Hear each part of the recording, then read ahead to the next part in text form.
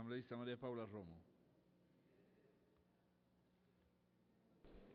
Gracias, presidente. Algunos comentarios sobre la ley que estamos tratando y quiero empezar con una breve referencia al tema de la educación municipal que debe estar incluida en este proyecto de ley y que a los asambleístas de todas las provincias nos preocupa, y en el caso de la provincia de Pichincha y de la ciudad de Quito tenemos una experiencia que, si bien es muy baja en términos de cobertura, es bastante importante en términos de calidad y de lo que los gobiernos locales pueden hacer en esta materia. Entro a otros temas, señor presidente. Hay un dato que es alarmante y que lo hemos escuchado poco en este debate. Tal vez soy yo la que no lo he escuchado, pero que creo que debemos estar en plena conciencia. ¿De qué sistema educativo estamos hablando? Porque a veces pareceríamos estar en una discusión respecto de las bondades del presente o del pasado, pero yo creo que ahí necesitamos discutir esto con datos. ¿Cuáles son los datos? Para mí, de escalofrío sobre el rezago educativo, y que la ley lo atiende en concepto, pero que ahora es nuestra obligación vigilar que en la práctica y en las políticas públicas se resuelva. El rezago educativo, según datos del INEC, o lo que la ley denomina educación inconclusa, nos dice, atención con estos datos, que 2 millones de ecuatorianos y ecuatorianas mayores de 15 años no han terminado la primaria, y que suman 5 millones de ecuatorianos y ecuatorianas los que no han terminado la secundaria. Ese es el rezago educativo que tiene que enfrentar el sistema público ecuatoriano y no podemos perder de vista eso. Ese es el nivel de atención que ha tenido el sistema educativo, y eso no es solamente responsabilidad de los maestros y de las maestras, sino del diseño y de la atención que el Estado, en este caso, no le ha prestado a la educación general. Creo que ese es un dato que no podemos perder de vista. Me parece también, presidente, que le hace falta a la ley desarrollar un poco más el principio de que la educación es un derecho a lo largo de toda la vida. El paradigma de este siglo sobre la educación es que debemos sacar la educación fuera de las aulas. Hay una parte de la vida educativa que se hace en las escuelas y en los colegios, pero es el momento de plantearse el desafío de sociedades educadoras, y me parece que la ley podría hacer alguna precisión respecto de este tema.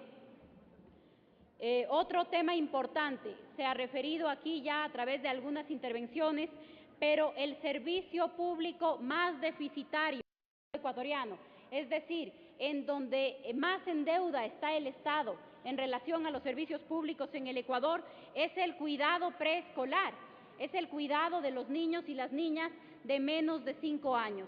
Según los datos del INEC, las encuestas del uso del tiempo de los ecuatorianos y las ecuatorianas, solamente el 10% de esta necesidad está cubierta. Repito, es el servicio público más deficitario que existe en el país. Solamente el 10% de los ecuatorianos y ecuatorianas que necesitan contar con un servicio de cuidado para los niños y las niñas de menos de 5 años pueden acceder a uno de forma pública. Esto no solamente tiene incidencia sobre el desarrollo de los niños y las niñas.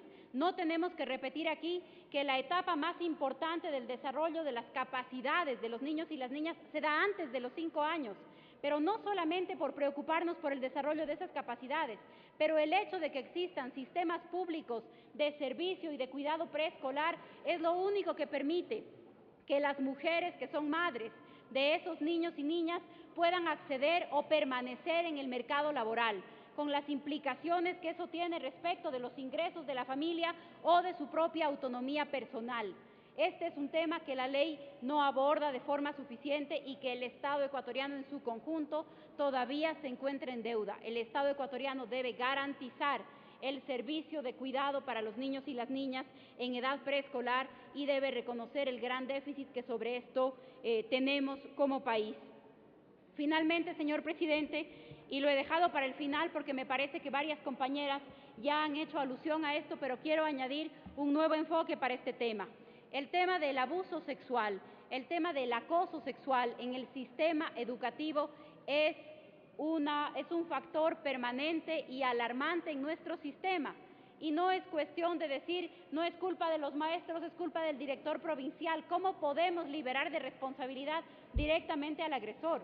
Hay una responsabilidad ahí de los maestros y las maestras, sin generalizar, por supuesto. Todos nosotros somos producto de un sistema educativo al que también hay que reconocerle bondades, pero no podemos dejar de señalar responsables, y hay una responsabilidad relacionada a la impunidad. tanto en el tema administrativo como en el tema judicial, no solamente para el abuso y el acoso sexual en las escuelas. En general, señor presidente y colegas asambleístas, los delitos sexuales son sancionados en menos del 2% de los casos. Y cuando hablamos de delitos sexuales contra niños, niñas y adolescentes, el 86% de los agresores son los papás, los hermanos mayores, los padrastros, el compadre, el profesor. El 86% de los casos son conocidos y familiares. Es de eso de lo que estamos hablando. Y por eso, señor presidente, lo que sí hace falta en esta ley es normas mucho más específicas respecto de cómo vamos a educar a esos niños y a esas niñas para vivir con libertad su sexualidad. ¿Cuáles son las clases de educación sexual que les vamos a dar? ¿Cuáles son los mensajes y desde qué momento de la vida?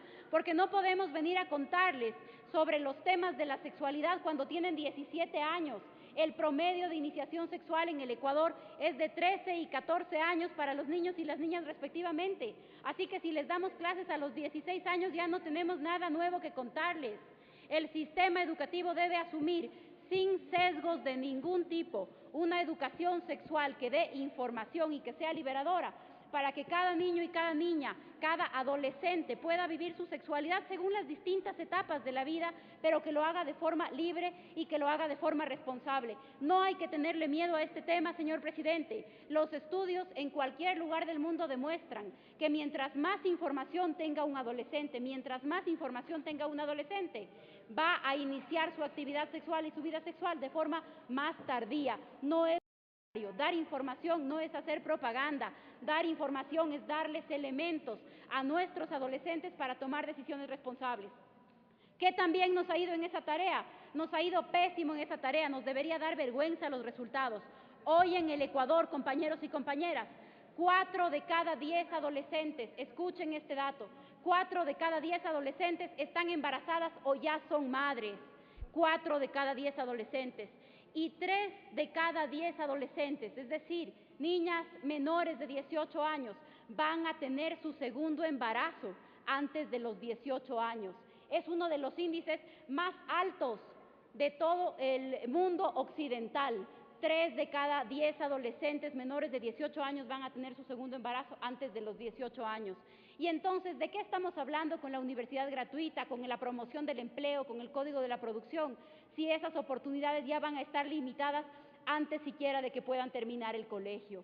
Entonces, debemos dejarnos de discursos de doble moral, hay que atender las necesidades básicas de esa población dando información suficiente, que en el caso del abuso sexual, les va a enseñar a los niños y a las niñas a decir no, a saber qué es lo que no pueden permitir, a saber exactamente cuáles son los límites para hacer respetar su integridad sexual. Y en el caso de los y las adolescentes, les va a permitir tomar decisiones responsables que tendrán repercusiones sobre el resto de su vida. No se olviden de estos datos. Creo que este es un tema fundamental que todavía puede aplicarse de mejor manera en la ley, señor presidente, y que es responsabilidad de todos nosotros recordarle a la Comisión y apoyarla cuando así lo plantee.